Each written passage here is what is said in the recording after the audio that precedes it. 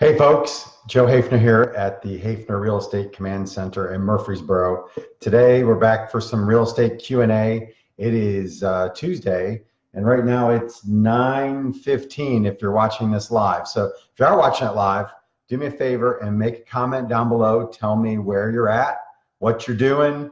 Are you having some coffee? Are you driving? Well, if you're driving down the highway, you probably shouldn't be responding to videos on online. So, but anyway, tell me where you are, what you're doing. We're going to have an interesting topic today. This is one that I get a lot. The topic today we're going to talk about is I want to buy a house, I want to sell my house, I only want to move once. That's a tough thing to do in a heavy seller's market like we're in right now.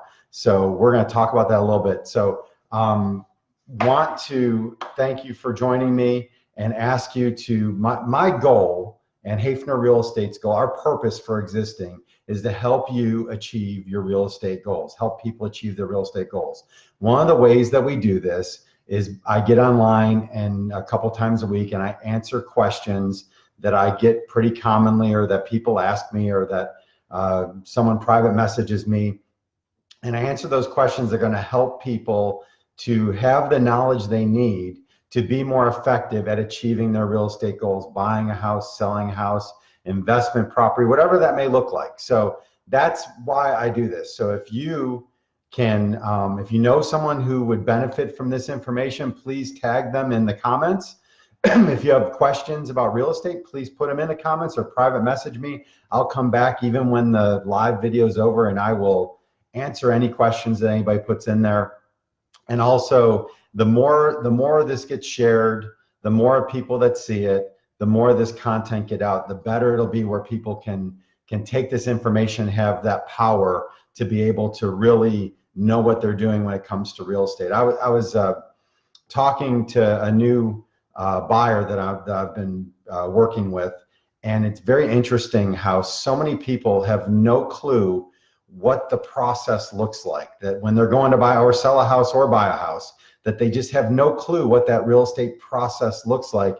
And our society is so fast paced, attention spans are so short that very few people take the time to stop and slow down and share with somebody how things work so they know what's coming. It's like for most people who are buying or selling a house, it's like they're getting in a car going on a trip, but they have no idea where they're going and no idea how they're getting there, and someone else is just driving and they're along for the ride. And that's real estate. When you buy or sell a house, that is one of the biggest investments of your life. You need someone who's going to slow down and explain things to you so you know what's coming. It takes a lot of buying and selling is a stressful thing for some people, and it's even more stressful when you have no idea what's coming, you have no idea how the process works, and just having that knowledge and knowing what's coming is very, very helpful. So if you can, just show us you care and give us a share. Just go down below, hit the share button, share it on your wall, tag the people you know who would benefit from this. And also too, a new thing, we're Facebook Live right now, but these all get reposted on my YouTube page, and there's a link at the bottom of this post where you can go to YouTube and easily watch all the real estate Q&As we've done. So today, but let's get to today's topic. So today's topic is, I want to sell my house, I want to buy a house, how do I only move once? That can be a big challenge. So the easiest way and the way to make sure that it actually happens is to buy your house first. Don't put your house that you're selling on the market till after you've bought, and then you can move at your leisure and you don't have the stress of trying to get everything to just line up perfectly so you get in and out of one and into the other and everything closes on time at the same time. So if you're in a position where you can wait to put your house on the market and you can go buy your new house first, that is obviously the best way to have that ability to only move once. Now, a lot of people, they're not in a position where they can buy their new house before they sell their old house. So some things to look at that might allow you to do it if you don't know if you can or not is what's called a bridge loan. Talk to your lender, see if you qualify for a bridge loan, And what that is basically is they give you the extra money for your down payment or whatever you need so that you can get into this new house before you sell the old one. Another thing that you're able to do at times is if you have a lot of equity in your current home, you can get a home equity line of credit to pull some of that cash out to allow you to buy the new one. Especially if you're people who are downsizing and own their house free and clear, sometimes you can pull enough money out of your house to buy the new house for cash, which, by the way, makes you a much better buyer. But buy that new house for cash, then come back and sell the house and pay off the loan when you're done with that.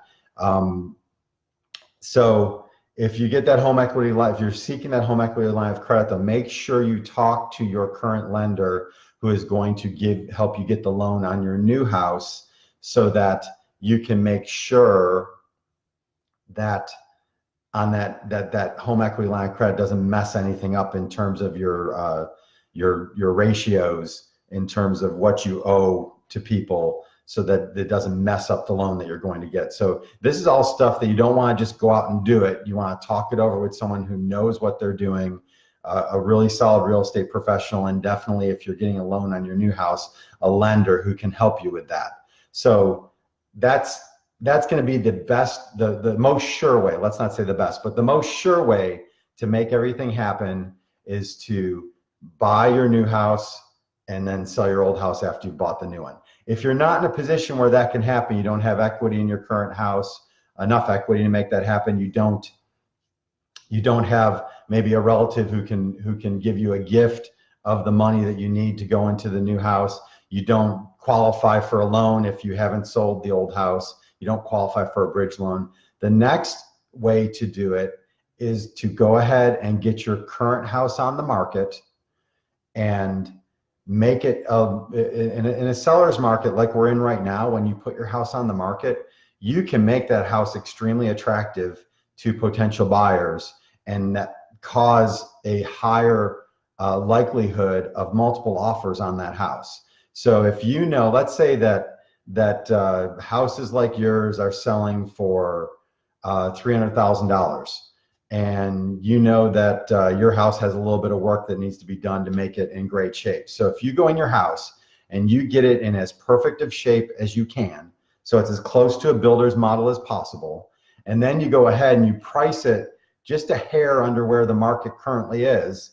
Like, for instance, in that example, if everyone else with a house like yours is pricing theirs at $299, you price yours at $295, and what that's going to do is create a lot of interest and excitement and activity for your house, where you'll have lots of people coming to see it, and you have a higher likelihood of multiple offers. Now, the good news is, when you have a lot of multiple offers, that's going to naturally push your price up. If you have tons of competition for your house, it's a good bet that there's a real good chance you're going to end up with more money than you would have if you had just priced it right at the market or a little above the market. So if you have those multiple offers and that competition, now that gives you a lot of leverage in your negotiations with whoever's going to buy your house. So guess what? This gives you the opportunity to negotiate a deal with your buyer, where you go ahead and you close on the house in 30 or 45 days, but they give you an option to remain in your house for 30, 60, 90 days additional. And that allows you the time you need to go out and find that next house and buy it and get it closed so that you can move into it and only move once. Now, this doesn't necessarily work. This strategy only works if you don't overprice your house.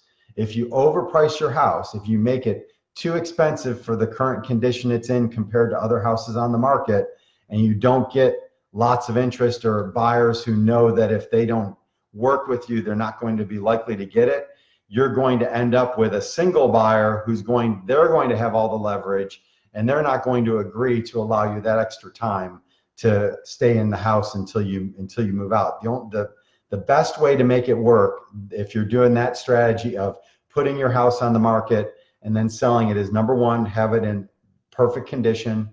Number two, have that price just a hair below market value, so that you can create lots of activity, you can create lots of interest, and hopefully create multiple offers. And then when you have those multiple offers, you negotiate with individual buyers and use the leverage that you've created there to negotiate where you close on the house and then you have the the option to rent it back for a period of time, so you have time to go out and find that next house. Now, some people will want to push that closing back and close, 30, 60, 90 days later. My philosophy on closings is I always want to close that sale as quick as we can, because there are lots and lots of moving pieces and factors that are involved in real estate, lots of people involved in stuff, and things can happen that will kill your deal. And the more time you give between when you go under contract and when you get that deal is, I'm sorry, when you go under contract and when you close, the more time in there, the more chances there are for something to go wrong, something to happen, someone to lose a job, for things to happen where that deal falls apart. So get it closed, and then it's closed, how much money you have to go for your new house, and negotiate that period of time where you can stay in the house and go look for your new house. So that's the second strategy. Now, a third strategy, that this is the default strategy that most people use, is they will go and start looking for a house, and they'll make an offer contingent on the sale of their house. Now, that strategy works great if you're in a buyer's market where there's tons and tons of listings and no buyers, right? In that case, a seller who gets an offer is really excited just to get an offer, and they're going to be willing to take an offer where you have to sell your house, even though that means they're going to have to wait till you find a buyer for your house. Now, in a competitive situation, think about what we just talked about a minute ago, where we've created a lot of activity on your house and we've brought in multiple offers and we got lots of buyers looking at that house. Put yourself on the other side of that as the buyer. You found a house you really like, you want to buy it. Everyone else is making the best offers they can, and you come in with an offer saying, well, I got to sell my house. If there's any offer at all that doesn't have a home sale contingency that's anywhere near the price of yours, that seller is going to accept yours. So in a seller's market where there's lots of buyers and not a lot of sellers, the best way, I'm not going to say the only way, because sometimes things work out and miracles happen, but the only real legitimate way where you're really going to have a reasonable opportunity to buy something with a sale of home contingency is if you start, when you're looking at houses, you look at houses that have been on the market for a while, because you want to find sellers who are, desperate's too strong a word, but who are motivated enough to accept an offer with a sale of home contingency. Because if those buyers have any other activity or any other interest in their house, they're not going to accept something with a sale of home contingency. It's just common sense. But if you find a house that's been on the market for 30, 60, 90 days, they haven't had any interest, the odds are the reason it's been on the market that long is because it's overpriced, or it could be that the condition is poor, or it could be that there's some sort of functional issue with the house, the way it's laid out. It could be the location of the house. But usually in this market, if you are in, under 350 and the house has been on the market for 60, 90 or more days, there is something that's happened for that house to be on the market that long. Now, sometimes you get lucky and you find a house that was just overpriced and the seller waited way too long to lower that price, and now there is a stigma attached to that house in the marketplace. People don't even look at it because it's been on the market so long, but they lower their price, and now it's a good deal at that price, and you're able to come in and make your offer and have that home sale contingency, and they'll accept it because they haven't had anything else going on. They kind of created their own problem by pricing their house too high. Excuse me. So if you're going to go that route of wanting a sale of home contingency, you're limiting the number of homes that will be available to you, just because you're going to be unlikely to get someone to accept an offer with that contingency if they have other offers coming into them. So the topic today that we were talking about, buying a home, selling a home, and only moving once, it is possible. But unless you are buying the house and then selling the house after you've already bought the new one, even if you do everything you can to make it happen, there are still things that could happen, go wrong, whatever, that could cause it not to fall into place. So whenever you are going to sell your house and buy a new one, you need to make a contingency plan of what happens if something goes wrong and I do have to move twice. No one wants to move twice, but sometimes things happen outside our control and you have to do it. So if that ends up being the case, you need to know, what are we going to do with our stuff? Where are we going to store it all? Where are we going to stay until we're able to move into the new house? If we have to move temporarily, those are things that you want to think about. You want to be prepared for the worst case scenario and then do everything in your power not to have the worst case scenario happen. But if you go through this and you're making your plans and everything's looking good and you have absolutely no contingency plan, and then the day before closing on everything, something happens that causes you not to be able, you have to sell your house, but you can't buy the new one yet, but you gotta be out of your house, man, that is really, really stressful if you don't know what you're gonna do if that happens. So even if you think you got the best plan in the world, have a contingency plan just in case something happens where you can't make the move all at once, and follow that contingency plan and have that ready so that you are prepared, and that will take a lot of stress off you. And even if things do go wrong, at least you have a plan and know what you're going to do. So I hope you found this interesting. Please do share it on your wall. If you're on YouTube watching this, share the video and tag people who you think would benefit from this. You know, show us you care, give us a share. I'll be back again in another couple of days answering another question. If you have any questions, put them in the comments below or private message me and let me know. And of course, I got my phone number on the post, so give me a call if you got a question that can't wait.